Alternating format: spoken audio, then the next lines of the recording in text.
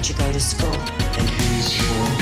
What do you think of what's going on right now, mate? These evil little invisible parasites. Satan-worshipping Freemason morons. Do you understand what I'm saying? We're not run by factions. Get the fuck out of camera! There are much more powerful international forces in play. Is this pink guy? Is this what pink guy is? I don't fucking know what's happening. Please go outside and look at the moon quickly. It's been crazy, guys, but guess what? It's how it is, mate. Mate, because I want to do you slowly. But I ain't spending any time on it.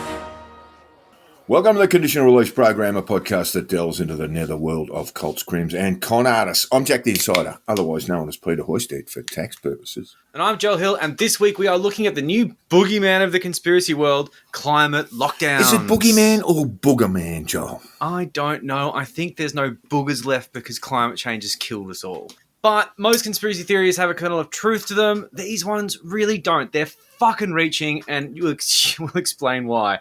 But they need to get the punters worried. Otherwise, they're not going to be able to sell fucking supplements. Yep. And this is the new dystopian fantasy they're pushing on their gullible flock of dipshit sheep.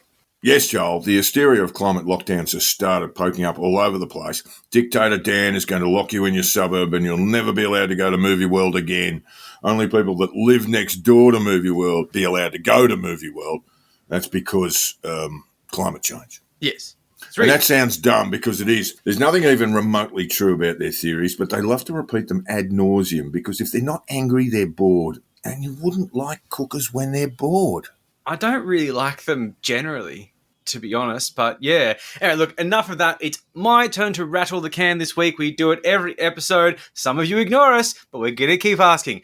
This dumb script took me fucking ages to write, and in order to find the time for that, I have less time to make money. Labor theory of value, all that sort of shit. So, it's the economy.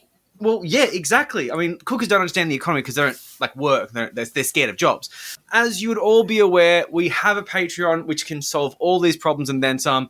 And not only do you give me more space to write bullshit about morons by joining up, but you also get tons of bonus content, and it's all for as little as $5 a month, which is like a coffee at an expensive place. Although 2 coffees from 7-Eleven. You know they put the prices up, those motherfuckers. Anyway, this is why I need money. Ham sandwich and a milkshake. It's just it. Well, no, that's not 20. $5. That's 20. That's 20 these days. That's 1970s. Anyway, look, join up at patreon.com/conditional release program and just help us get this thing sustainable because it's hard. It's hard. Yes. Sustainability of this podcast is important. Yeah. So, listeners, please dig deep. Yeah, it really does help. Even if you have to forego giving your children Christmas presents this year, I think that's fair. They need to learn a lesson. Give them Patreon subscriptions to the Conditional Release program. We'll teach them to swear. We'll teach them about swearing. And to our existing patrons, we really do appreciate you, and we appreciate some of the contributions we've seen in the last week or so, including one very, very lovely one from Mastodon today. Yes, that was very good. Yeah, thanks, mate. Really appreciate that. And as a side note, on the note of thanks, I would like to thank Scott Tunnicliffe on Twitter for sending me the link between the trains and Baby Will, because I did see the videos and I saw the cowardice thing, and I didn't really read too much into it. I just thought, more bullshit. But it really did make a lot of sense to make that link. And when I went back to it, I thought, yes, no, you've got a bloody good point. And it's this sort of stuff that really helps us because we've got so much to think about when we're doing these episodes. There's so many links to deal with and so much to just get across that sometimes a little bit of crowdsourcing can go a long way to helping us just piece it all together, And speaking of trains, which you were about 5 minutes ago, let's look at the root of all evil. Public transport. No! In our climate lockdown deeper dive. One of the things taking the conspiracy universe by storm at the moment is the concept of climate lockdowns. Ironically, storms are the thing we're trying to avoid with climate change being a thing. Good luck. When it was observed that emissions were dramatically reduced during COVID lockdowns, climate change organizations, media outlets, they all sort of discussed the way in which a lockdown scenario would impact climate change, lower emissions, and sort of hypothesized about what climate change motivated lockdowns would look like and the effect they would have. As you could imagine, most of the discussion around this was centered around ensuring that such measures were not necessary to save the world as we know it, and that carbon emissions were reduced through reforms that didn't cripple the world economy and fuck everyone over. But conspiracy theorists and climate change deniers have jumped on this as a way to push a fear narrative that will keep people donating money to their dumbass websites and buying fucking supplements that don't work well after this sort of COVID-19 hysteria has worn off, which of course led to this explosion in conspiracy theory content, talking heads, and, tins that need to be filled with money. So they're just pushing bullshit now. Well, yeah, look, one of the musings from a lot of climate change deniers is that the world did go through a period around the 12th century known as the medieval global warming period. And it certainly is true. I mean, Greenland was basically farmable throughout that period, and there's sort of Icelandic runes and what have you that indicate that people were there. And then Black Death came along, the bubonic plague, and killed basically 2/3 of the European population. And that meant that a lot of arable land was just let go, and all of a sudden we had climate cooling again. So throughout the 14th, 15th, 16th centuries, it was a very cold place, the world, certainly in Europe from what we know. That just doesn't mean that, good old-fashioned pandemic, bit of the old Black Death will keep things in... yes. in perfect harmony. That's not what we're saying, really. But certainly the pandemic, the COVID pandemic, not being nearly as bad as the Black Death, unfortunately, has scrambled a lot of brains. It has. It has scrambled a lot of brains. And look, let's face it, if they had antibiotics with the Black Death, they probably would have been fine. But, so be it. In order to push this climate lockdown agenda, several existing government projects that do exist and are real have been hijacked by right-wing commentators to push the idea that plans to improve cities, are actually plans to imprison you inside them. Mm-hmm. Sort of geofencing bullshit. And it's actually ridiculous. And I've listened to tons of podcasts on this, and the things they come up with are genuinely funny. Fuck, man. Listening to them talk about cities being improved and being upset about it is just weird. Like, their brains are just these fascinating places to visit. I don't understand how their brains work. But what they'll do is they'll quote something from a legitimate government policy and then say something like, and what next? What next? In form of tyranny. Exactly. And then they'll go on about all this bullshit about how you can't leave your home and you've got an ankle bracelet now and fucking, you'll learn nothing. And you'll be happy or you'll be killed. It's so similar to that. We'll go into that later, but fuck me. I mean, like, this theory is dumb, but it's a dystopian fantasy. It has no basis in fact. And of course, after listening to hours of this nonsense, trying to find something where I can say, okay, there's the kernel of truth, I can't find it. None of it is actually credible. No. So, of course, in these situations, when they refer to these government policy documents, they're like, well, it's all there in paper. It's all there in black and white. No, there is a thing saying there's going to be a slippery dip near apartment blocks, and that's making your fucking brain melt, and you think it's some sort of precursor to a lockdown. You morons! Anyway, so look, this is a bit of an adjacent topic to the whole smart cities thing. So I thought I was going to cover it as a bit of a smart cities 2.5, but climate lockdowns been fucking everywhere recently, so they definitely deserve their own episode. But this bizarre opposition to smart cities is one thing.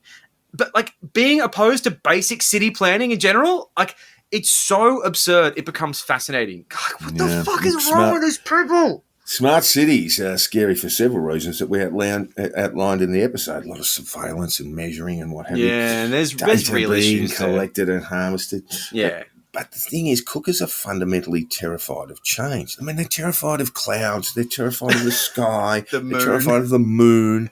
And they're also just terrified of anything that's just remotely unusual. Yeah. Like change.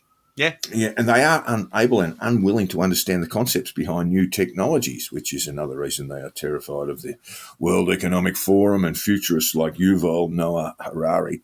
Terrified. And they are, of course, a bit worried that they may live in a city that is smarter than they are, which wouldn't be difficult. No, it's not. I've got a toaster oven in my kitchen that's smarter than most cookers because it can tell the time. Oh, yeah. Yeah. Now, these people already blame the deep state for their basic technical issues. This is only going to get worse as the Internet of Things is normalised in daily life. Lights don't work. Maybe the bulb is fucked. Nah, George Soros is angry at your last tweet and has decided you needed some time in the dark. Punishment. They really do think like this. It sounds exhausting. Just to carry that psychology around with you like fucking baggage. It must be so exhausting. Just constantly victimized. Like if you watch the live streams of all these sort of cooked protests and stuff like that, they'd have these issues where their batteries would run out, or they'd have some sort of issue with their reception, or maybe there's just a lot of people in a certain area and the towers are getting overwhelmed, and they immediately think that it's the government silencing them.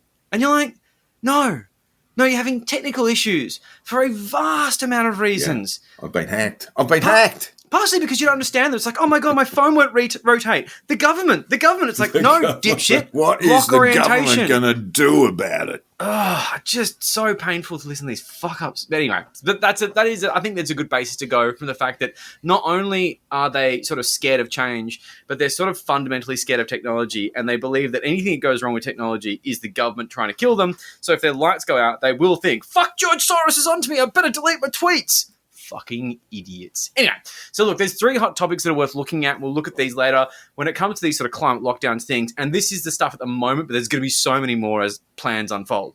There's the 20-minute neighbourhood plan in Melbourne, and there's a 15-minute neighbourhood plan in Oxfordshire in the UK because they just want to one-up Melbourne, I suppose. No. Just be 20 minutes. Don't be cooler than us, asshole. There's the 6 cities plan in New South Wales, which is such a nothing burger. And of course, recently you've probably heard of this if you're, sort of remotely in the sort of cookie universe, which is the Oxfordshire traffic plan, which has been used as a massive Trojan horse to introduce the idea of climate lockdowns into the discourse of gullible conspiracy dipshits. And while the smart cities are the bogeyman on the right, and they're heavily associated with scary-sounding Klaus Schwab and the WEF. He's not Santa at all. He's not Santa. Klaus Schwab isn't Santa. At least he won't give you coal, though. Santa He Claus. hates coal. He'll give you a fucking solar panel for Christmas. There you go. You've been a bad boy. Generate some power and shut up. But this is the thing. It just turns into a conversation about climate lockdowns, and it's like, what about a 15-minute city is that? But we'll go into that in a bit. There's no basis for their claims, just none. And this is a central theme of the episode. One example they often reference is the lockdowns that followed COVID lockdowns in Delhi. They were indeed related to emissions, but it's not climate change, it's pollution. The air is 20 times the safe particle limit recommended by the World Health Organization in Delhi. Air pollution kills people. A situation like this is catastrophic for vulnerable people and to make shorter lives of those who are not. Now, the reason why climate change policy is so easy to demonise is that it's not tangible. This is a problem with climate. We're trying to get climate change deniers to sort of accept it. They can't see it. They look at the weather and go, oh, well, it's sunny today. Yeah, so, Mark Latham, what about that global warming? Yeah, it's cold in December. It's raining. Well, what about that? Anyway, shut the fuck up. Climate deniers simply believe it doesn't exist. They're just, they often get terribly confused between the weather and climate. In Delhi, you can see the pollution. Been there, it's just thick. Thick in the air. Not just my favourite city. You can actually feel it. People report stinging eyes, sore throats, nausea, breathing difficulties, headaches, and lethargy. And to enforce the lockdown, people were recommended to work from home and schools. Fire bans, reduced smoke emissions, and improvements to public transport are being promoted to citizens to reduce transport exhaust. Now, the lockdowns are triggered by a mix of emissions and weather patterns. A lack of wind and rain will cause what is called a toxic umbrella effect over the city, trapping particles in the air and causing serious health issues as a result. If you've got any sort of respiratory illness, like asthma or something of that order. Yeah. I mean, these things just have to be taken seriously. But it's not a climate lockdown. This is a desperate city battling a health problem. But cookers are using it as ammunition to push the idea that climate lockdowns are real and will be imposed upon you next. It's ridiculous. It's fucking ridiculous. But, this is what it is, right? So in September 2020, the ISD, which is the Institute for Strategic Dialogue, we've referenced them before, they're a think tank that sort of seeks to counter disinformation and extremism, mostly online. They identified the climate lockdown trend on social media and started to observe it. And there's this short report called Climate Lockdown and the Culture Wars, How COVID-19 Sparked a New Narrative Against Climate Action. And it's only a few pages long, and it's well worth a look if you Google that, if you want to know more about the way a disinformation campaign just absolutely flourishes into whatever the fuck this mutated form of a fucking, telephone, the politically correct version of Chinese whispers. Now I know that exists. Thank you very much, Jack. Telephone, yes. Cool. Generational information that I'd never heard that before. So it's worth noting that a fellow named Stephen Milloy is a huge part of this. I only heard of him researching this, and this is from the report, but he first jumped on the climate lockdown bandwagon, pushing a Guardian article on Twitter that argued that a post-lockdown return to normal should be challenged. Similar to this sort of great reset narrative, like a big crisis point happens and then you perpetuate the norms that have been created as a result to achieve certain outcomes. This is, of course, using the lockdowns to attempt to create this new normal, which is lockdowns with the input, with the the goal of reducing emissions. And I mean, this is kind of bullshit, but this is what he's pushing. This is what the tweet read.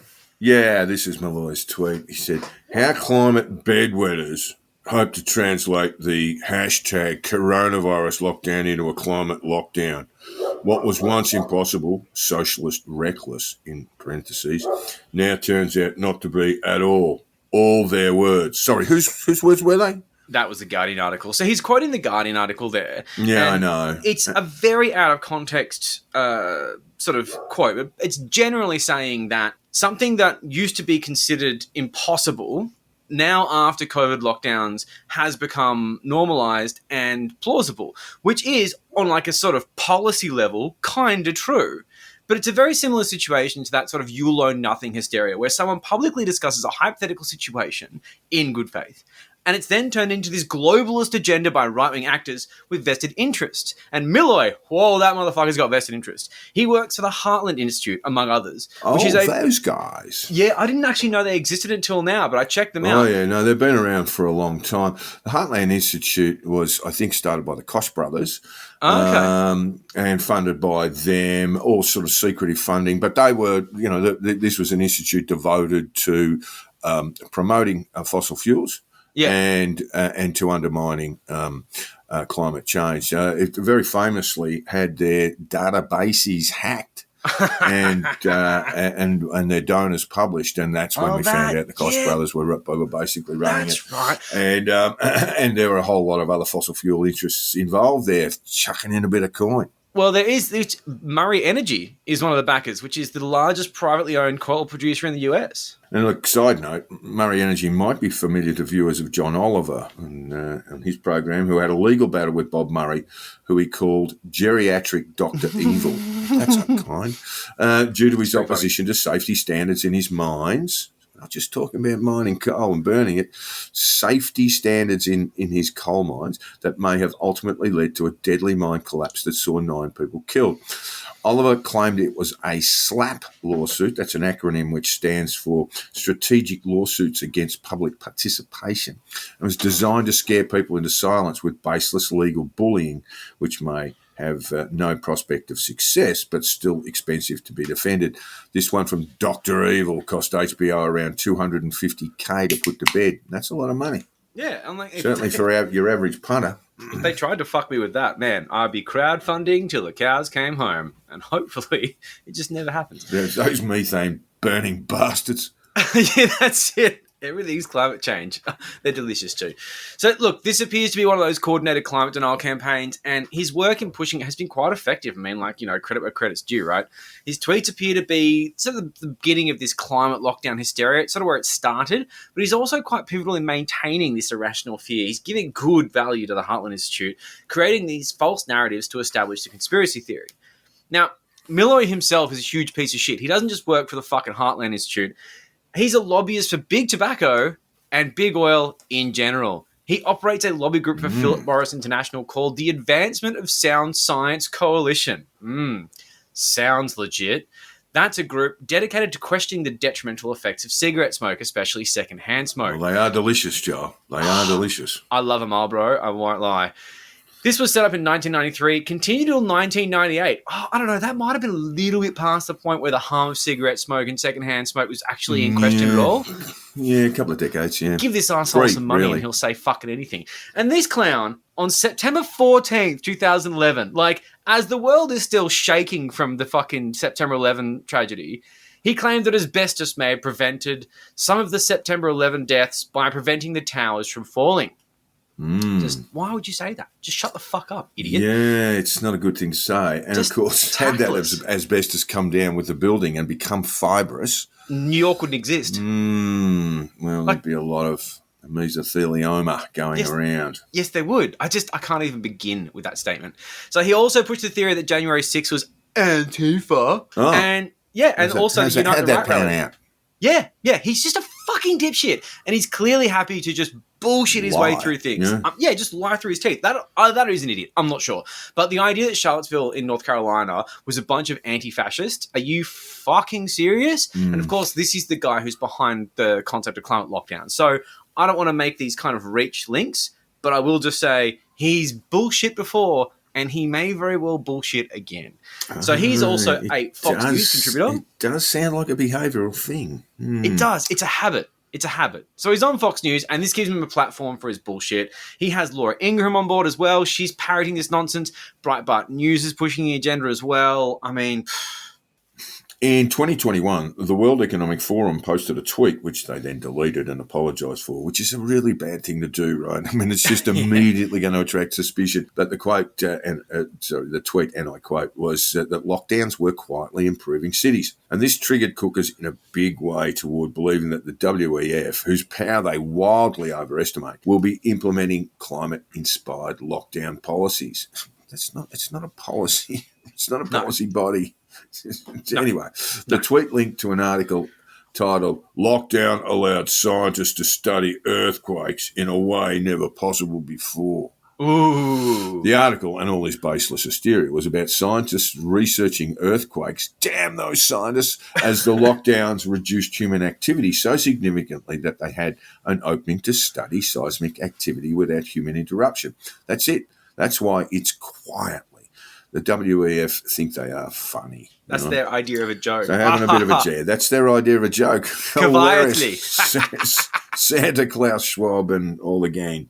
But while cookers are idiots, or more likely arguing in bad faith on the back of a bit of a mistake, the WEF also published the article, "You'll own nothing and be happy," or "Get in a fucking truck." No, I made the rest of that bit up. But look, this isn't the first time their comms department has given cookers ammunition to shoot them with. They do it all the time. Do it all the time. And look, all of this was tied to the Great Reset, which to me, there was nothing really wrong with.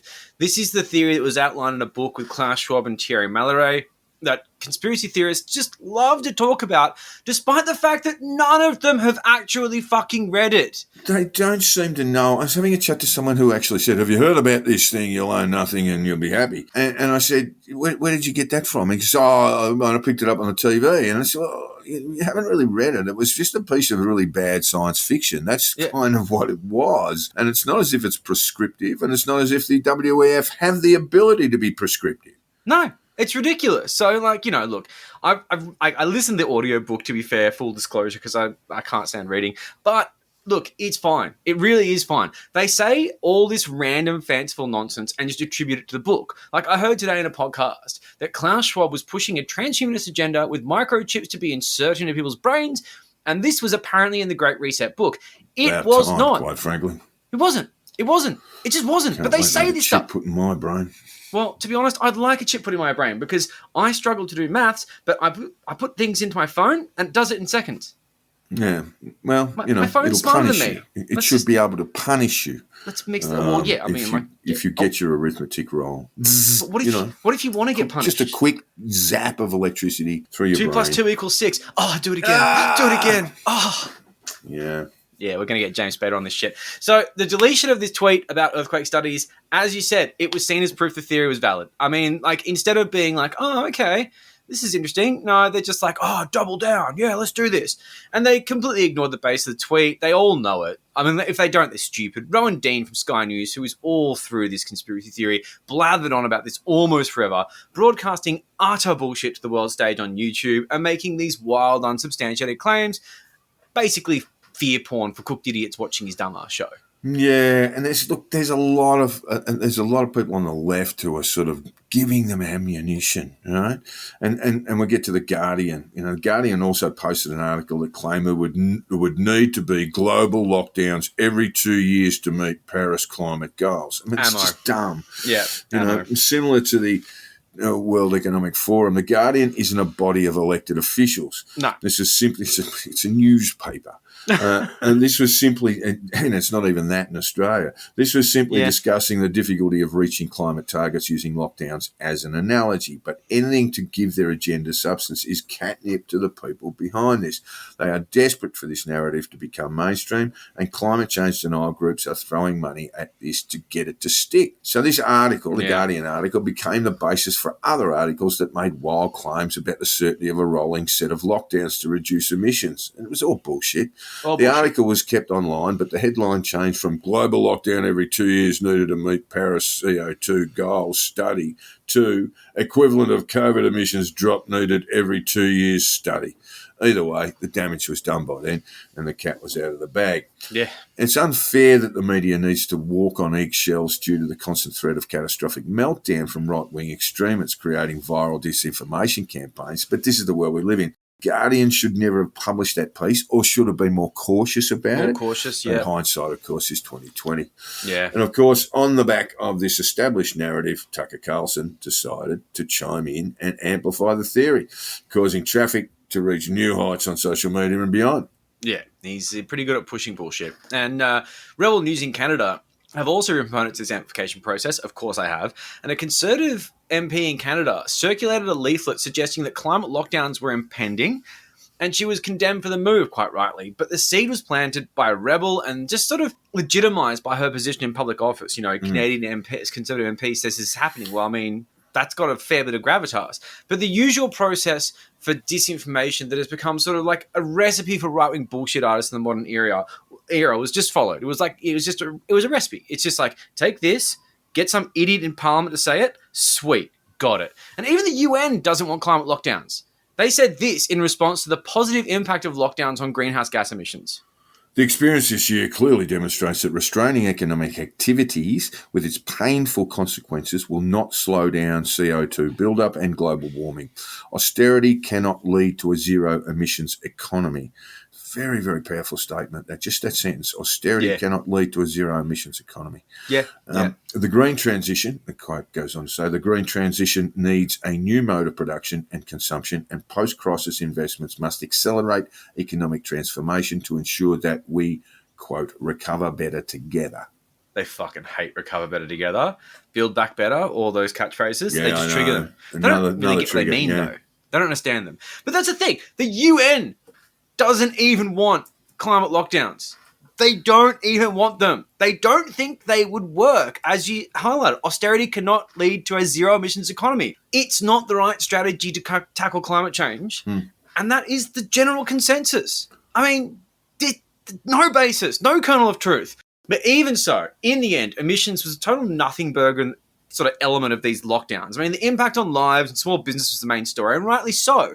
But it appears it really got the noggin jogging of a few idiots, not only in cook circles, but just in the sort of right in general, because there's this sort of climate change denial vibe. And now we have the concept of climate lockdowns, another fucking fantasy from the perpetual victimhood complex of the modern far right.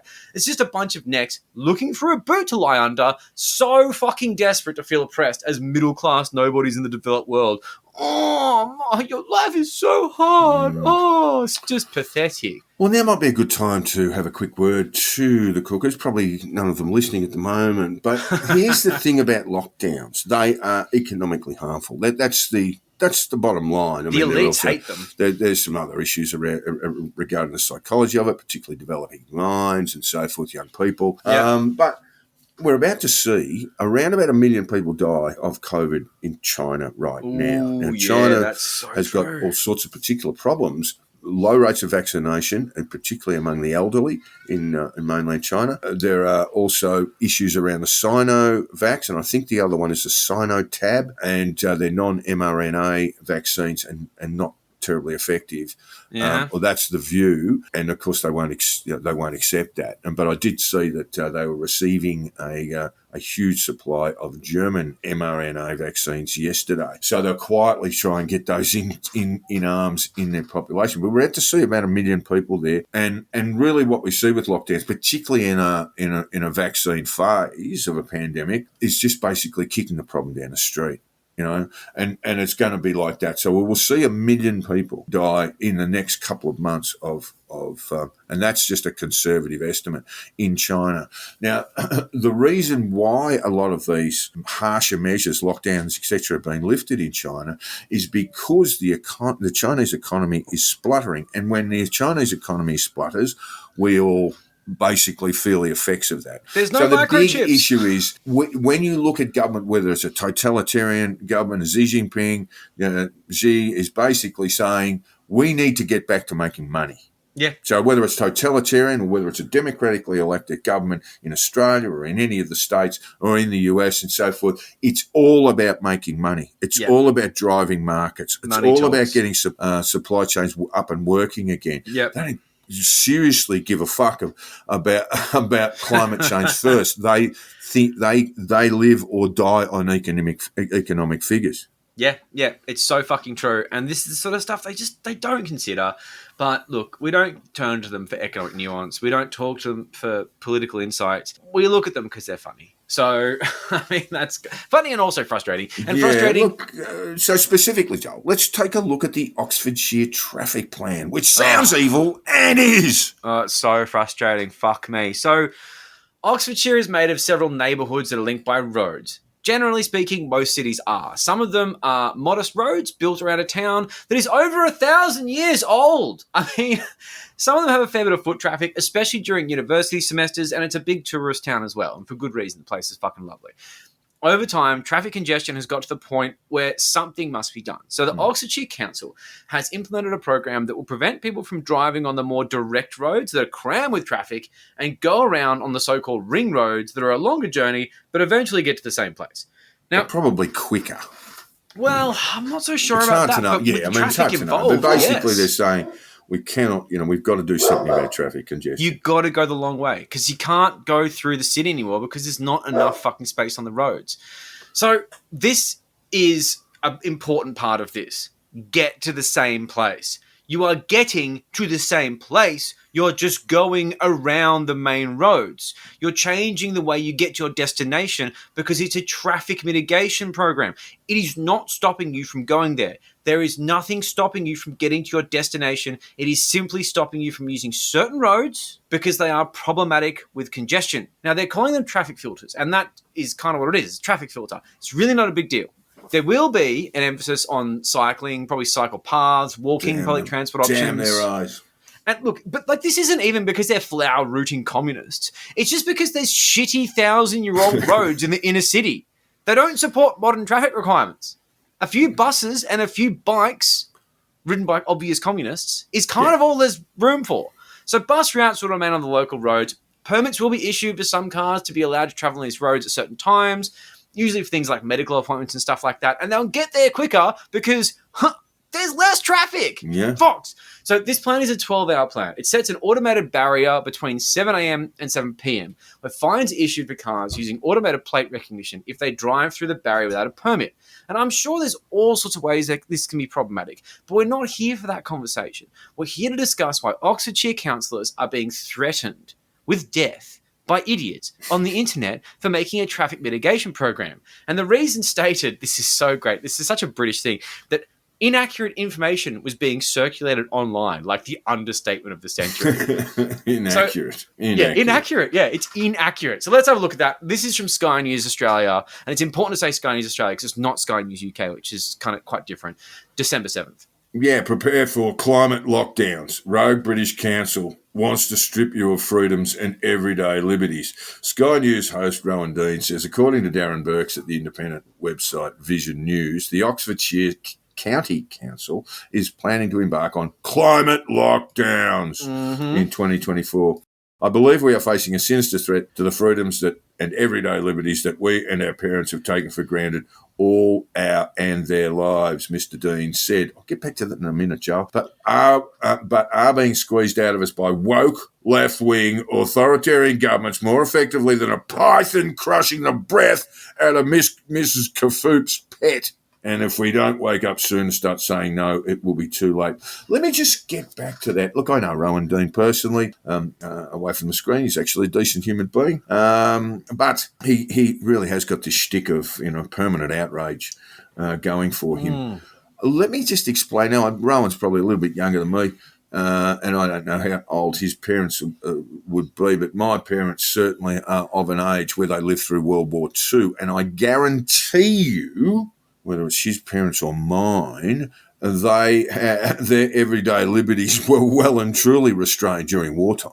Yeah. I mean, if there were cookers around then, God, they would have just gone bananas. Rations, war bonds. So the bonds. simple fact of the matter is that all this sort of cooker stuff is being developed around a group of people, probably 2 generations of Australians and maybe even 3, that have never had to endure a war or hardship in general, or pandemic or famine, and have never had to deal with the issue that the government basically has to make decisions on the run. Some of them are good, some of them are bad, but to deal with that particular crisis. We are dealing with a lot of people who are basically spoiled World War II generated brats. Yeah, it's very, very true. And also, hold on a sec. So one thing that I just checked then is Vision News. Vision News is not an independent website. It is a fucking hard right rag. It's nowhere near it. It's nowhere near it, Joel. That's right. You're absolutely right to pull that up. I also don't know what Mrs. Kafoop's pet is. Oh, isn't it just one of those sort of, Joe Blogs sort of thing? I think so. I'm looking it up now and I'm seeing a lot of unrelated Kafoops references. Yeah. I don't feel like there's a Kafoops narrative that really does tie that together. So, look, I'm just going to give him extra boomer points for saying that because, honestly, that feels like a reference from the 50s tops. Anyway, thanks, Kafoops. The main thing here is that they are literally rerouting traffic. That's it. That is the policy here. And it's resulted in threats to council, which have become a rolling news story. If you look it up, there's a story on it sort of every week. It's spanned over months now, and conspiracy theorists are pumping this story hard, which results in more threats, of course. Okay, so this is when one of the most British quotes ever, at least I liked this myself, cabinet member for travel and development strategy at Oxfordshire County Council said this. I feel quite angry about it, said Mr. Enright. This is illegitimate in a modern democracy like ours, that people should behave in this way. This is very British. I've been built up into some huge monster, he said. I'm not a lizard. I'm not a person from another planet who is trying to take over people's lives. It's a strange thing to have to say, isn't it? He's on Oxford City Council. I'm really not a lizard. I'm not a lizard. Oh, because he has to say that because people think he's a lizard. So another councillor, Emily Kerr, who said, I refuse to give in to aggression, bullying and threats, spoke about constituents approaching her in public with fears of a climate lockdown. And this is what she said to the BBC about that. People have come up to me and said, is it true that we're not going to be allowed out of our houses, that it's going to be just like the coronavirus lockdown? And when people get very worried about it and then realise it's not true, I think they're just relieved, she said. It's really worrying. It scares people. It's just disinfo. Yeah. It's really fucking sad that people are scared on the back of this bullshit. So the article singles out Australia as a sort of source of the disinformation, and that's going to be Sky News. But it's huge on Fox in the USA as well. But that's only the basis for it. As the ISD report sort of outlines, that was where it started. From there, independent attention seeker types like Vision News have been all over this, trying to turn it into clickbait for their shitty little websites to get a few advertising dollars and maybe flog a few water filters with affiliate links. Look, it is believed that most of the threats and abuse are coming from outside the country, with Kerr saying it's an organised sort of group of climate change deniers. Hello, Heritage Foundation. And to give a bit of an idea of how this is going to impact public policy, the article ends with a quote from the leader of the council saying, this is going to happen in other parts of the country because I don't think we're going to be the only city that will make the decision to limit traffic. We are living in a time where people send death threats over traffic policy, and local councils will have to factor this into their city planning agenda.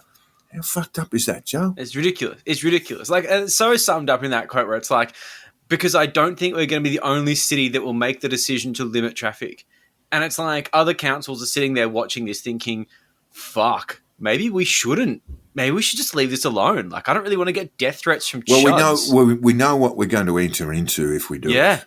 We're going to have to put a small column in the Excel spreadsheet for budget for security guards for fucking councillors. What? No. Yeah. Anyway, look, it's not only Fox and Sky pushing this bullshit. I don't want to single them entirely because, surprise, surprise, Russian state media outlet Russia Today is on the bullshit bandwagon with this shoddily crafted Russia piece. Today, RT, don't tell me they're telling lies. Oh, God forbid. Anyway, God their story ran, UK city defends new climate lockdown in inverted commas policy. A, inverted commas again, traffic filter program that fines residents for travelling outside their neighbourhoods too often is raising eyebrows. Yeah. Now, the only eyebrows being raised are the ones who are reading this complete horseshit. Oh, except for cookers who are believing it without any critical thought whatsoever. Anyway, the article continues. Well, I can't leave the home, even though I don't want to, but I won't be able to leave the home. Yeah, look, the article went on to say the city will be divided into 6 15-minute neighbourhoods, in quotes, containing all local necessities, with residents required to register their cars. Ooh. So their comings and goings can be tracked by a network of cameras. They are allowed unlimited movement in their own neighbourhood, but in order to drive through the filters, they must apply for a permit. Even then, they are only granted access to the other neighbourhoods for an average of 2 days per week. Those who exceed their travel allotment will be fined. You could catch a bus. Anyway, so there you have it. 15-minute neighbourhoods are a part of climate lockdowns. The article goes on to outline vague threats of climate lockdowns. Vague because they're not true. Proposed by left-wing outlets like The Guardian. Well, they got their number there with no citation. But they don't link an to economist, it. And The Economist with no citation. Not an economist. It's just like an economist. Oh, okay. And they're just like, oh, yeah, this economist said something. And you're like, what did they say? Economist, eh? What? Yeah. What? Who is it? And when the essay was met with widespread public backlash, mentions of the phrase climate lockdown were promptly scrubbed from news headlines, and the very notion of a government-mandated climate lockdown was declared a conspiracy theory. Well, look, it's hard to know what essay they were talking about when you're reading it because they have no citations, I presume no that's links. from The Economist. An economist rather than The Economist. Well, yeah, I can't remember her name. I didn't write it here. But basically, I looked into it and found the article they're all going into. Right. But yeah, basically, it's an essay that it was looked at in the ISD report that I mentioned earlier on climate lockdowns. And the title of the essay is literally avoiding a climate lockdown. So you can see why they didn't name the article in the link, because it's literally called avoiding a climate lockdown. It did argue for reduced meat consumption, which is a massive fear point for the fucking right wing. They're like, oh, but what if I want to have a steak on a Saturday? Like, someone's going to stop you from doing that? It's really not on the cards. And, of course, a radical overhaul of energy policy. I mean, sky's blue, water is wet. It's totally normal. But I can now see, of course, why they're trying to avoid naming the fucking title.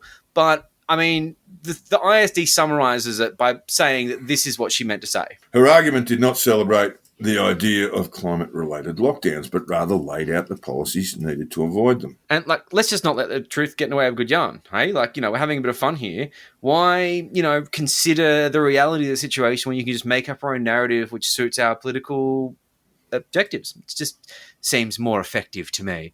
So obviously none of this is in good faith. And one great fun side note, which I love, the essay by this economist was published on a not-for-profit news site called Project Syndicate, which is in part funded by George Soros' Open Society Foundations and the Bill and Melinda Gates Foundation. Uh-oh. So you can see how that's going to piss them off. Yeah, it's just Tom Hanks needed there for the trifecta. I mean, the amount of money that Bill Gates puts into media outlets, I mean, almost every media outlet is touched by Billy's influence somehow. It's just the way it is. Shut the fuck up.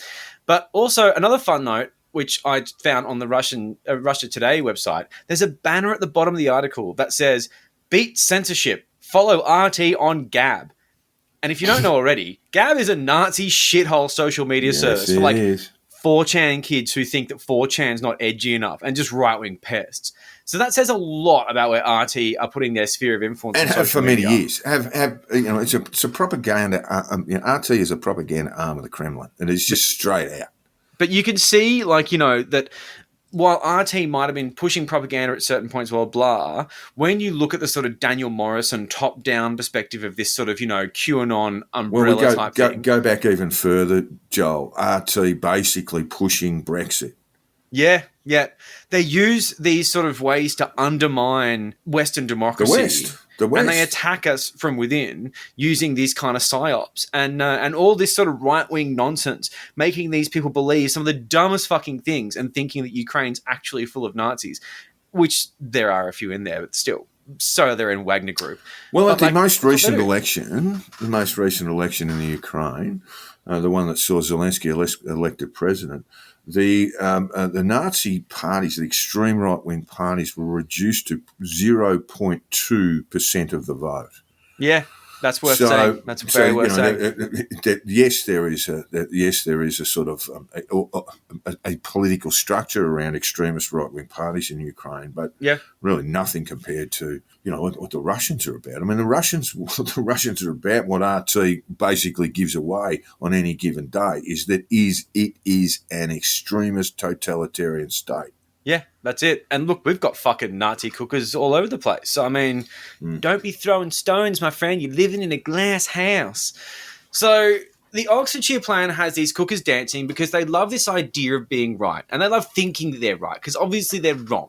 If they can turn a traffic mitigation project into a climate lockdown and have fringe elements of the mainstream media jump on board and amplify this dead shit message, we do have a pretty grim future ahead in this sort of post-truth sort of era, but especially for councils just simply trying to improve the lives of constituents, like just in local areas and cities, just trying to make improvements. And apparently you're going to have fucking people whinging about the New World Order because you put a fucking solar-powered bin in a park. So I don't envy the role of local government in this. They're going to get smashed. To be honest, it's about time. Yeah, well, it's their turn. To be honest, after Clover Moore put on all those obnoxious billboards in the city of Sydney, I welcome all the harassment she gets. And I don't mean that. Good kicking. No harassment. My local council's been under administration for, best part of a year now. It's never worked better. Who said the private sector was democracy? It's really overrated. It is at times. Yes, it is. I trust Oxfordshire Council clarified the purpose of the 15-minute neighbourhood project with a statement which said the 15-minute neighbourhoods proposal aims to ensure that every resident has all the essentials, shops, healthcare, parks, etc., within a 15-minute walk of their home. They aim to support and add services, not restrict them. For the benefit of Oxford residents, what we are aiming to do is to ensure that areas of the city, such as Barton, Blackbird, Lees and Rose Hill, have all the essential services that areas such as East Oxford and Jericho already have. So Jericho is the area next to the bus and train stations, right? Close to universities, the high street shops. It's a very nice area. Blackbird Lees, on the other hand, is out on the edge of town at the end of Cali Road and is considered a bit of a shithole. I stayed a few months in Templar Square, which is sort of between Cali and Blackbird Lees, and it's also a bit of a shithole. It's just like improving those areas is something that should be really welcomed because the idea that they should just languish and continue to be shit is really, really weird. But Cali Road is a traffic-bound shithole. I don't think they're even limiting traffic there. And it's just bizarre that they would oppose these things. But this is also a side note to say that Oxford is a beautiful place to visit. I spent quite a lot of time there. I fucking love it. It's way better than Bruges, which is like a fairy tale. But it's beautiful. It's a great city. And if you can catch the vibe there, oh, man, you'll never want to leave. But the roads that are planning to be blocked, they're the central roads that get absolutely gridlocked. And they prevent buses from bringing people in and out of the area, which is, kind of important. They don't have trains, they don't have trams, they just rely on roads. The main opposition to this plan comes from businesses who argue, and they always do this, that they'll see a reduction in trade because less cars with parking spaces outside the shop front, and they'll have more buses bringing people in who can't carry as much shit home. Mm-hmm. But that is, once again, the wrong conversation for this podcast because this is a good faith chat that should be had within Oxford. not the chat about worldwide conspiracy theorists. That's exactly right. Tricking people whether into whether thinking it's a that's, good idea or a bad idea, not relevant from the Oxfordshire City Council is really not relevant because this has been picked up by people Fuckheads. who, by shall we just call them malign influences? Yeah, bad actors. That basically are pushing an agenda that really doesn't exist. It's got nothing to do with this. I think I saw Malcolm Turnbull come up with the phrase or the term, and it's called scaretainment. And it's basically it drives a lot of these sort of news services that we're referring to here. Yeah, that you've got to keep people on the edge. I mean, we can talk more broadly about. It wasn't so long ago, and this is how things have changed. It wasn't so long ago that people were basically left on edge by tabloid newspapers, etc., that were saying, crime on the streets, you walk out of the house, you'll be murdered with an axe, and this sort of stuff, which keeps people in a sort of permanent state of terror. And then also saying, God, we must have safer streets and all this sort of stuff. When police are going, hang on, the streets are safe, murder rates are down, violent assaults are down, all this sort of stuff. But they were being pilled on this issue. But here's where it's changed. A lot of the right wing, particularly the sort of people who lend themselves to this scaretainment, are now seeing the police as their enemies. That the old law and order shtick doesn't really work anymore. The fucking thin blue line has turned into the fucking red enemy. Yeah. It's a really interesting thing. I mean, I first started seeing this through the pandemic. When people were being issued with notices and so forth for breaching lockdowns or that sort of thing, and right wing commentators really giving the police hell. And it's like, oh, what, you just forgotten about the old law and order thing. But, yeah, they had, and they've moved on. They did start off with this big, we love you, we love you, uphold the right, we love you. But then they got a bit of pepper spray and they're like, no, we don't love you anymore. No, that's all gone. Well, I'm talking about the influencers, the media influencers that basically used to run on this tough on crime, tough on the causes of crime sort of agenda, and were facilitated really by newspapers and what have you, talkback radio that suggested, that basically crime was out of control, spiralling out of control. This person has been bailed, or this person has been released from prison, has been free to murder again, and all this sort of stuff. Yeah. But it's actually moved on from that. Yeah. Because they realised their market, and we can call it perhaps absurdly a sort of cooker market, but we realised that market that easily misled is a market that they now want, and that market doesn't really care about police. So they don't. No. So you can't run that law and order. Let's give police more powers. Let's give police more numbers, and let's give them more resources. It's not broadly supported, at least. Yeah. So you got to be careful with it. One other thing that's just like a quick detour, and then we'll get back to it, which is basically this podcast I was listening to this morning, which was talking on and on about how, a multipolar society is an aim for the WEF, which is that we live in a unipolar society where the US is the superpower, and then we're going to be looking at a multipolar society where we've got multiple countries being the sort of the superpowers that be, while decrying US foreign policy, for better or worse, for doing acts of power and imperialism. And I'm sorry, man, but if you're sitting there saying that the WEF is trying to implement a multipolar society and then complaining that we live in a unipolar society, I'm sorry, man, you can't have that. But that's the Russia Today shit. That's that Russian fucking influence. And I can smell Putin on his breath when he's saying it. Smell it. That fucking stain of Putin in the Kremlin is there. Just there. Anyway, that was nothing to fucking do with the topic. So, the scheme itself, the traffic mitigation let's get back scheme. On track. So the scheme is also being introduced as a 6-month trial to ensure it's effective and feasible before making it permanent. But the amount of consultation involved is excessive as usual, and it's going to be interrupted by this sort of ridiculous cooker backlash, because none of this is being done in good faith. So the council's going to be out there seeking submissions, and they're going to get a whole bunch of shit as a result. Part of the backlash comes from Cooker fucking Supreme and huge piece of shit Piers Corbyn, brother of Jeremy, who has been a significant element of the cooker scene in the UK and a significant element of this backlash. He is an absolute fucking pest. But this gives you an idea of what shitbags are involved in the opposition to these plans. Not fucking a few Oxford business shopkeepers, people like Piers Corbyn turning this into a cooker circus. Yeah. Yes, well, as soon as you hear that surname, you go, Fucking hate. Hello, I Russian. don't mind. Hello, Jeremy, Russian money. but- Jeremy certainly benefited from it Yeah, around the that's- Brexit stuff. Yeah, I mean, yeah. there is no better example of how easy it is to cook people than Brexit.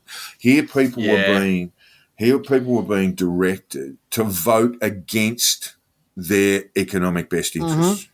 That's essentially what's happened. Yep. And now we can look at Europe now that Brexit has, to a degree, been bedded down. We can actually see the economic measures or the metrics showing that, yes, France is having some economic problems and Germany may well head into recession. And UK's already there. Yeah. Oh, shit in the bed. The UK's already there, and they're looking Shitting at the a bed. sustained recession. Yep. By the fact that look, there are lots of reasons for it, to be honest, not just Brexit, but one of the issues is at least that they have turned their backs on the largest trading bloc in the world, which is literally 40 kilometres away. Insane. Smells like Putin. Anyway, we shall move on and we shall go to Victoria, because Victoria is the most pilled state in Australia. Yes. And there's a massive and inexplicable backlash toward a project plan for suburbs in Melbourne. Oh no! Which intends to develop areas where all general needs are catered for within 20 minutes walking distance. Fuck. It's called the 20-minute neighbourhoods plan. Yep. God.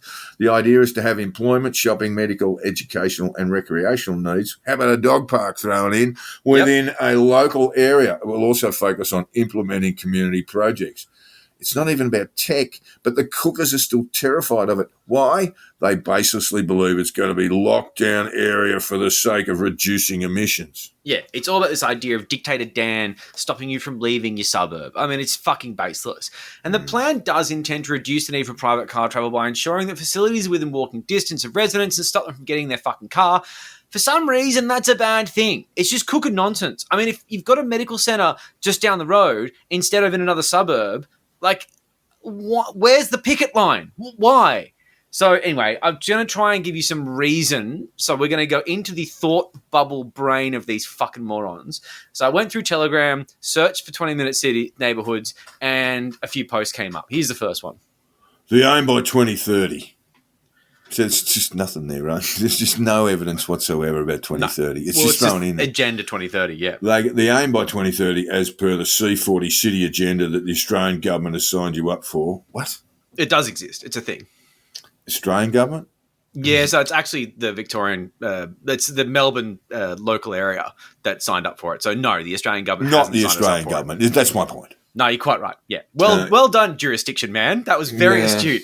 You'll be just government. They should have just spelled it government. G-U-M-M-I-N-T. Government.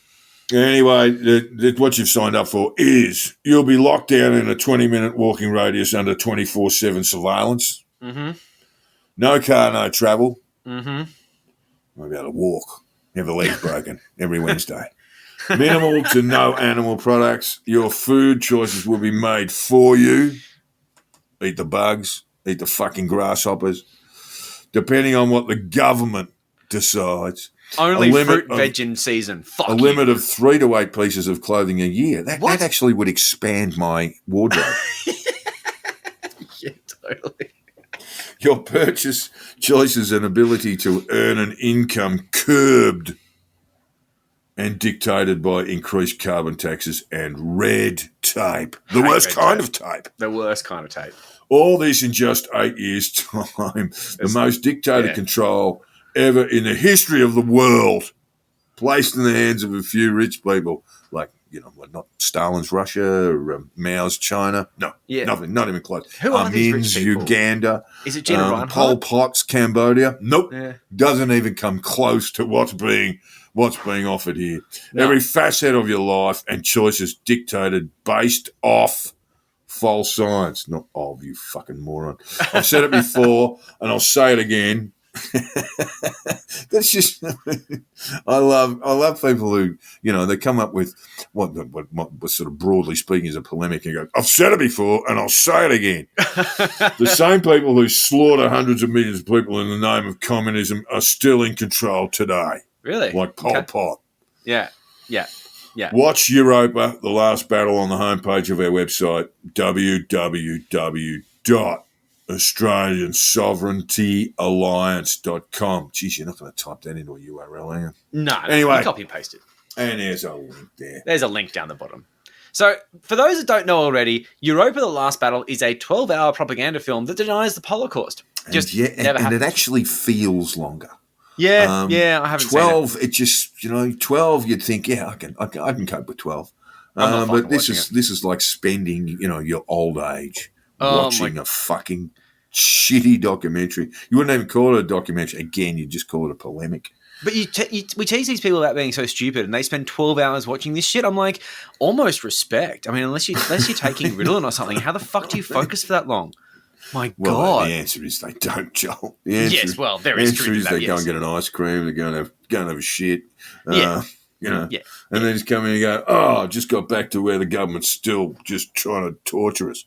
Turns out Hitler's not so bad. So they just plonked that in the end, which I think is fascinating. But there's also a link at the end to a PDF file, which is a paper by the group called the C40 Cities, which in conjunction with the University of Leeds and Arup, which is a lighting firm which is getting big into smart city technology. And yeah, I know people who work there. Like it's a lighting firm. C40 is a network of mayors working together to achieve sustainability goals. Sounds like a million other fucking things. And this kind of thing just freaks the shit out of cookers. Oh my God, the mayors, they're organizing for climate change. But, it's bizarre because, so many of these people used to be hippies and now they just aggressively despise environmentalism. I mean, the red pill is a fucking hell of a drug. It just takes these, Byron Bay hippies and they're like, you know what? We should burn oil for fun just to own the libs. And you're like, yeah, what happened to you? And with the absolute footnote, maybe it is the Jews. Oh, just chuck that at the end. Just a little one at the end. So, look, I had to look through the paper and surprisingly, all of it's made up bullshit. Not relevant at all. This really was an example of Brandolini's law, which states that bullshit is much easier to spew than to debunk, because I had to actually look at this boring document. It wasn't fun. There were a few illustrations, but they weren't good. They just had to link it to feign credibility for this weird bondage fantasy post they made. It doesn't support any of their claims, which are ridiculous. It is a weird bondage fantasy. It is. It's just domination. It's really fucking weird. And as usual, they are using, as I mentioned before, an official policy document to just underpin these wild made-up fantasies. They're hoping you don't click, basically. Yeah, either that or they're just stupid. Well, you'll click on it, eyes will glaze over quickly, and they'll just go back to the rhetoric. And they'll just assume that what they're saying must be true. Because they referenced because of the link that I didn't read. Because of the link. So while there are carbon targets, there's nothing remotely coercive about them. And don't get me started on slippery slope bullshit, because there just fucking isn't. Oh, slippery slope arguments, Joel. It is the absolute thrippany piece of logic. It's if we allow this, it'll just be a slippery slope. And all what next?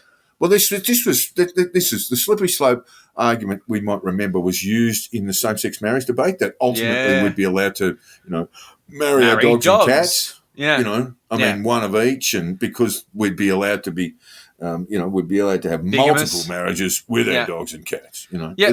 So that's the slippery stuff. It's the laziest thing you've ever seen in your life. It's Cory Bernardi shit. And it's just fucking sad. Now, I will concede they don't want people eating too much meat. This is a common thing between climate change people. They fucking hate meat because the livestock industry is terrible for the climate. But none of this is remotely even binding. And to say so is completely disingenuous. So when an article says, we have targets to reduce meat consumption, no one's coming in with a gun to stop you from eating a steak, you fucking half-wit. They're probably just going to try and work toward giving you decent alternatives so you'll choose them over meat. It's fine. Half of it is about reducing supply chain and household food waste. Stop throwing good food in the bin, you fucking wasteful, decadent, developed cunts. Anyway, look, just saying, it's not all about meat consumption. A lot of it's about household waste reduction. But if they genuinely think they can knock out the livestock industry with a 50-page PDF and a fucking fancy logo, and a few mayors saying, we think that the livestock industry should stop, best of luck to you. But I don't know if you've met the livestock industry. They're not going down without a fight. Fair bit of money there. Just a touch. Just a little bit. You want to talk about elites? look at the concentrated nature of the livestock industry and how they control parliaments, and then come back to me about how we're going to stop eating meat anytime fucking soon. But the real question here is, was this post designed to outrage people about the future of cities, or was it actually designed to turn angry idiots into Holocaust deniers? And I think that's really hard to say, because putting that fucking little Europa nod at the end, that says a lot to me. Yeah, but this is the kind of opposition we're seeing to smart cities. And I'm not saying everyone who questions the idea of constant surveillance is a Nazi, but I can say that once you're involved in that sphere, they start trying to link you to Holocaust denial material. They believe that you're susceptible to this kind of information. Somewhat ironically, concentration camps in World War II were an early incarnation of smart cities, if you want to go that far, with IBM assisting the Nazis in databasing Jews that they planned to exterminate with punch card technology. It is one of those things that once you know it, you can never look at IBM the same. It's a very prescient warning, though, because back then the technology was shithouse. But imagine the way in which genocidal regimes could use modern technology now to erase ethnicities with this sort of terrifying precision and efficiency. We're not here for that chat, of course, because, basically, these fuckwits don't even think the Holocaust happened. So, I mean, we don't want to overstep our fucking bounds by saying the IBM helped bloody organise it. But the WF is on board with this. Not the IBM thing. They're on board with the greater plans, involved with this, C40 group. And they had this nice little WF video on social media, which was, of course, followed by a ton of comments from idiots who don't understand the plan and have read bullshit like this. So it just emphasizes a reduction on reliance of cars and ownership as the means of transit. And that's kind of all right, but this is apparently communist control, because what if everything turns into Mad Max and you need a car and a shotgun? How about you just don't live in a paranoid fantasy land where life is a constant battle with the people around you? I mean, this is why individualism is such a doomed concept, because you have to live in this fucking weird brain where everyone's about to rob you and you have to shoot them. So look, another dead shit Telegram group called QAnon Army, one squad under God of digital soldiers. I mean, shut up. Posted the 20-minute neighbourhood plan with this. Victorians, with an apostrophe between the N and the S. Did you consent to this, you fucking idiot? Come over here for a slapping. Yeah, I knew you'd hate that. I knew you'd hate that so much. But then there's this link to the plan. There's nothing else there. It's just a link to the plan online. There's just this assumption that it's bad. Why? Yeah. Why? Why is it bad? Why is having services available locally a bad thing? What the fuck? What happened to you people? And how is this about consent? I mean, you can put submissions to oppose this. I mean, it's just, but let's face it, consent is just a catchword for basic bitch soft-sits to feel like they're in on the lingo and they know what's going on. So we'll move on to Matt Lawson, who posted this on Telegram. We have been lucky enough to have 50 acres of land donated to us by a freedom entrepreneur.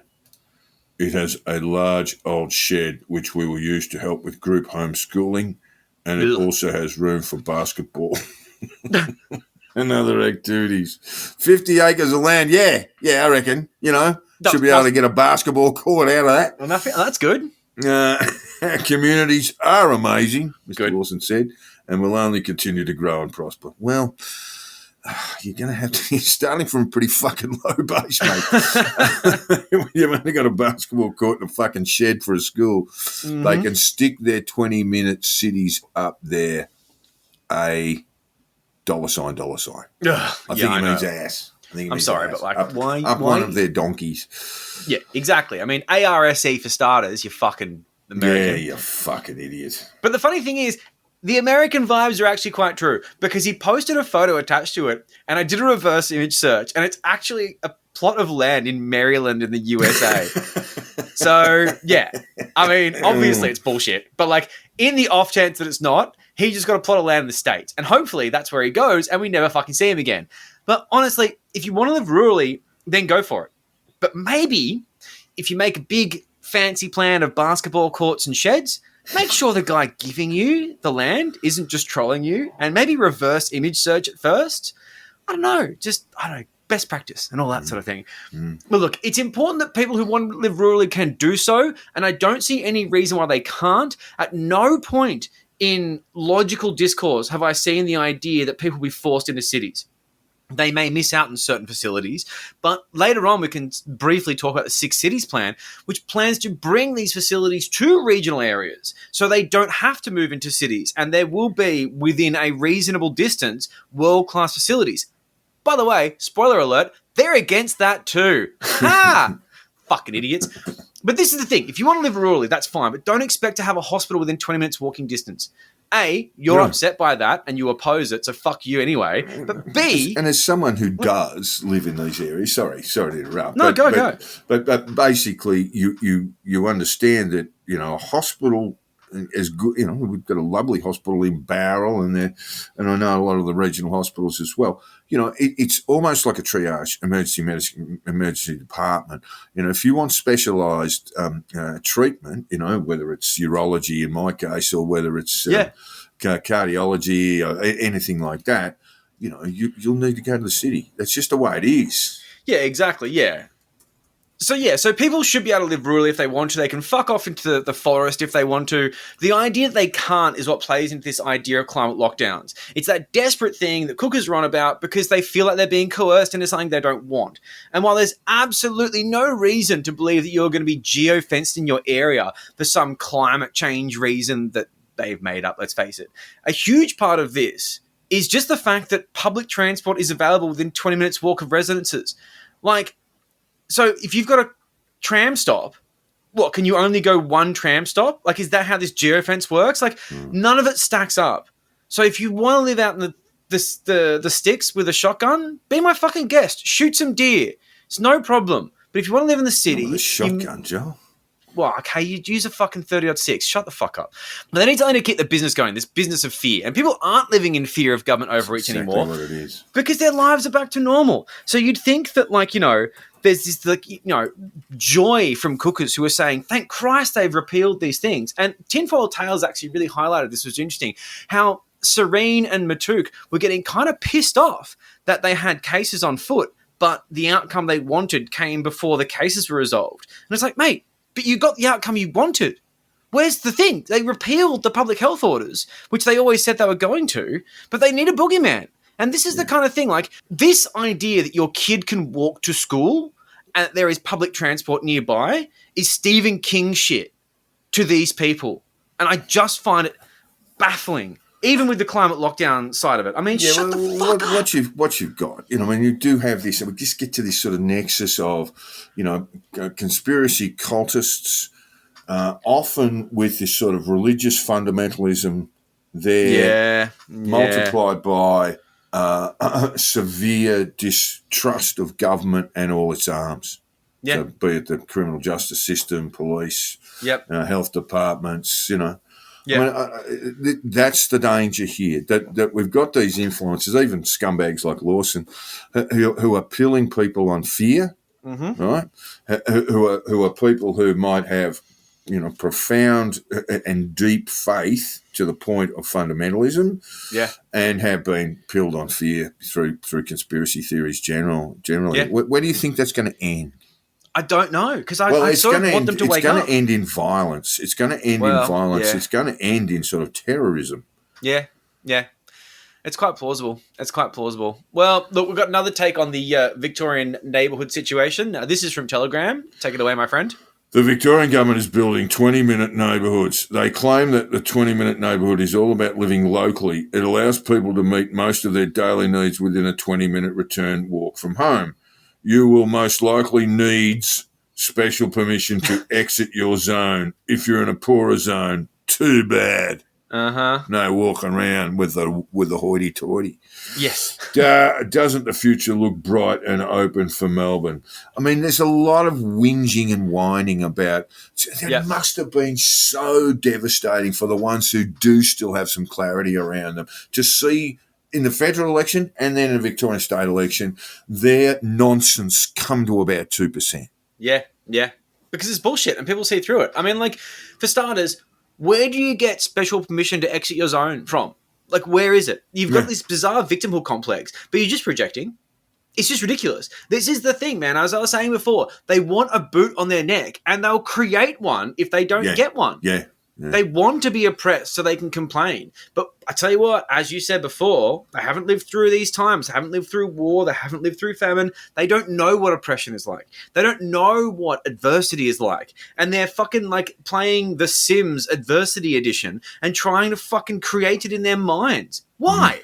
We live in decadence. We have an entire army of slave labor in the developing world making us socks at $2, and we make 30 at min. I mean, come on, guys.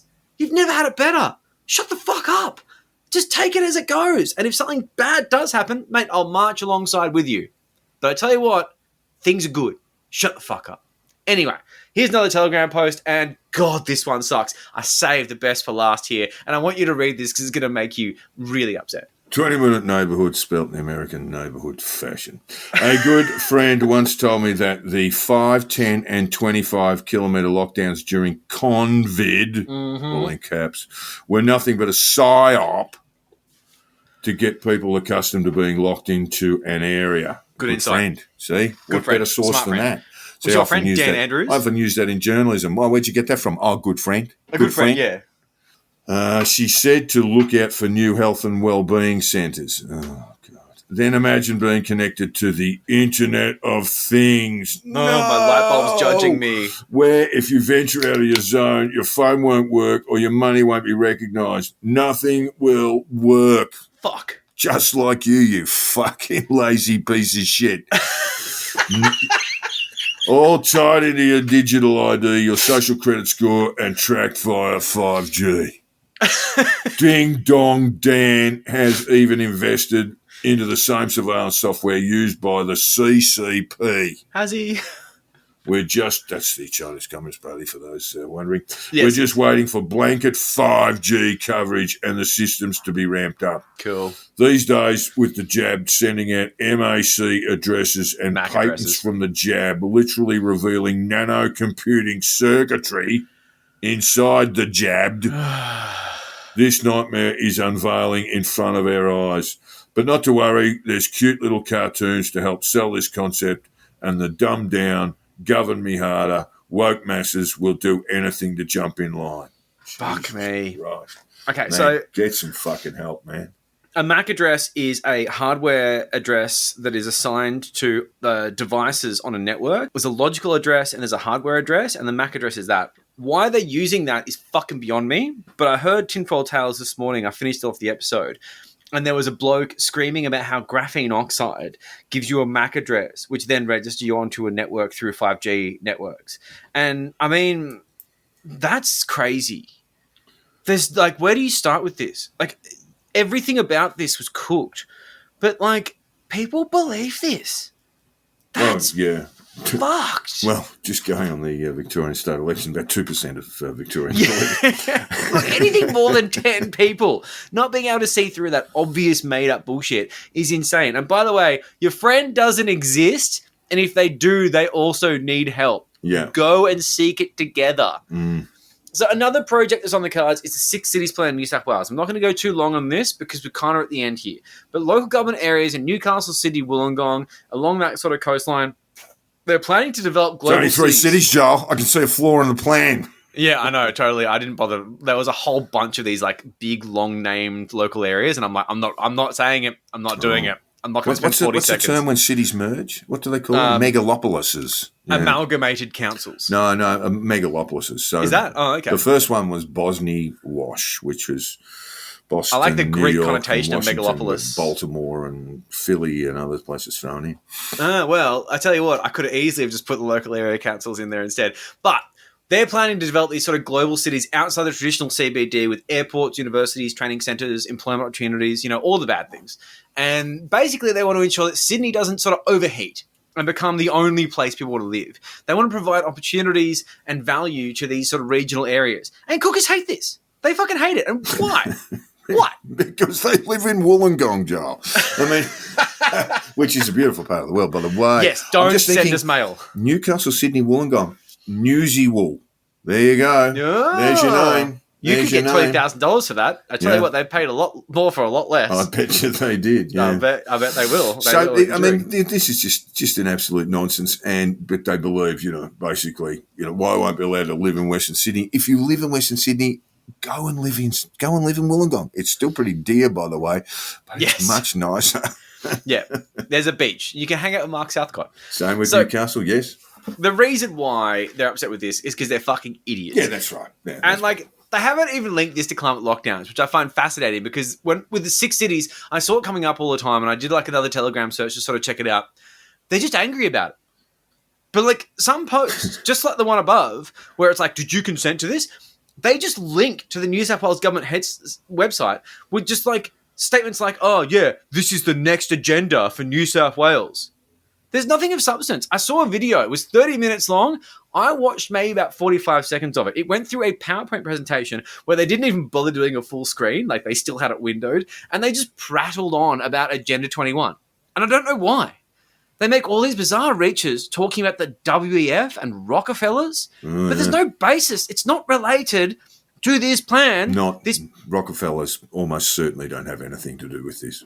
It just doesn't really matter. And maybe there's advisory from some sort of international organization that has some sort of funding from Rockefellers. But at the end of the day, all it is a bunch of local areas trying to make their areas better because that's what they're elected to do.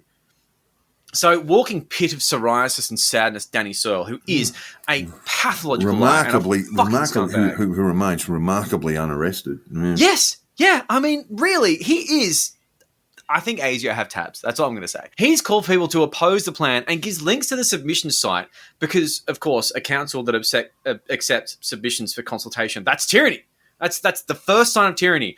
Please give us feedback on this plan is the first step of Tyrants, tyranny. That's tyranny. Because, of course, then they'll take the email addresses and kill the people who sent the emails. I don't know. Either way, whinge. So the New South Wales government is about to get inundated with New World Order nonsense from Danny Searle wannabe fuckheads. And why? Because idiots like Danny Searle himself have a hobby cult. And they say stuff like this. But, he didn't even say why. He didn't even tell them why to oppose it. He was just here's where submissions are. It's probably bad. Good luck to you. What? So while governments bend over backwards to implement these sort of consultation plans, alongside these major developments and policy changes, this kind of weird backwards sort of paper terrorism style thing they do in the US means that open approach to democratic involvement it's going to become impossible. Because while governments can simply filter out bullshit by searching for submissions for certain items, I'd have a rule basically say if Agenda 21's in the document, I just delete it immediately. Just filter it out. Delete. But they should not have to deal with conspiratorial pests pushing bullshit into the public arena and making it a part of essential political discourse. I mean, I could go on fucking days on this topic, but this episode is already almost pushing an hour and a half, so I'm not going to. But fuck me. But anyway, I'm going to close this by saying, in summary, climate lockdowns are not our thing. And anyone who tells you otherwise is fucking stupid, completely pilled, and making shit up. And if we moved in that direction, the backlash would be immense. I'd probably be a part of it, and you would be mad to even consider it. We live in fucking democracy. Imagine the walloping you would get if you tried to implement that. But it's not as much about a draconian plan from the dictatorial left to oppress people in the name of climate change, but more just a reflection of this sort of perpetual victim complex of the modern right and an insight into their paranoid, terrified brains. They live in a state of perpetual terror. Over the past few years, they've relied on this as a mental crutch, and now they need more reasons to believe that not only are they being persecuted, but also there are soldiers in a war. They're the fucking white hats. They're the heroes of their own story, but in reality, they are just disaster fantasists who can't be happy unless they're in a state of confected conflict. Perpetual confected conflict. They make this shit up to stabilize their psyche. It looks like this theory is only going to grow. And while climate lockdowns aren't even close to being a political agenda, this will be a consideration for public servants who are simply trying to improve their cities. Traffic mitigation plan, better get a fucking elite crack squad of bodyguards. I mean, a doctor in a supermarket within walking distance of a densely populated area is now tyranny. What do you do with that? What do you do with that discourse? Anyway, we will, as always, keep you updated with any developments in this area. I am personally fascinated by this topic, so I will more than happily write a script on it. But hopefully that gives clarity to this newfound hysteria and a few responses to any uncles and aunties. This one's not in time for Christmas, but just fuckheads who might have you on like an email chain, forwarding you dopey emails about climate lockdowns. Maybe you can give them a bit of a 1, 2, 3, 4 fuck off. And you have been listening to the Conditional Release program with your host, Jack the Insider, and Joel Hill. Jack can be found on Twitter on @JackTheInsider and Joel on @CrunchyMoses with AK. Set up a Facebook page you can find fairly easily. Conditional Release program shitposting. It's really good fun. If you've enjoyed the episode, please share it on social media. Yes, please. And we have a Patreon, as we said at the front of the show, to help keep this sustainable. It's a labour of love with a U. A labour of love, which you have done, Joel, very well. But very well done. Big tick, big elephant stamp for you. You've been scarred by this episode. But, you know, we still have to pay rent. And so if you can throw a few dollars away, for as little as $5 a month, you'll have access to all sorts of bonus content, including a bi-weekly bonus episode of all the good shit that didn't make it into the main program. We try to make it worth your while, Joel. Yeah, sometimes we do it every week, but, you know, I like to hedge bets on that one. So, finally, all feedback, tips, and death threats should be sent to the Conditional Release program at gmail.com. I've been sentenced to death. See, I'm not even editing that out because it's the end of the episode. No one fucking listens. We would love to hear from you, even if you're planning to slap an ankle bracelet on me, trap me in my local area, because I'm 15 minutes away from fuck all. This is bullshit. Damn you, Dan Andrews. Damn you, Dictator Dan. Stop Thanks, trying listeners. to make my life more convenient. See you, Thanks, listeners. Happy New Year. Happy New Year, guys. Cheers.